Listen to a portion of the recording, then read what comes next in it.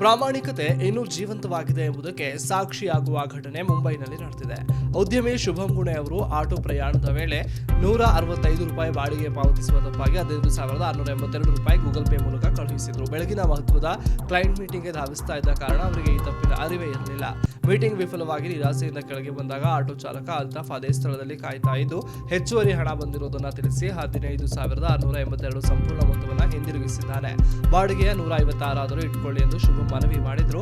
ಇದು ನಮ್ಮಿಬ್ಬರ ದಿನದ ಆರಂಭ ಸರ್ ಅಂತ ಹೇಳಿ ಅಲ್ತಾಫ್ ಹಣ ಪಡೆಯಲು ನಿರಾಕರಿಸಿದ್ದಾನೆ. 7 ದಿನಗಳ ಬಳಿಕ ಅದೇ ಕ್ಲೈಂಟ್ನಿಂದ ಕೆಲಸ ಸಿಕ್ಕ ಸಂತಸದ ಸುದ್ದಿ ಬಂದಾಗ ಶುಭಂ ಊರಿಗೆ ಮೊದಲು ನೆನಪಾದದ್ದು ಅಲ್ತಾಫ್ ಅವರ ಪ್ರಾಮಾಣಿಕತೆ.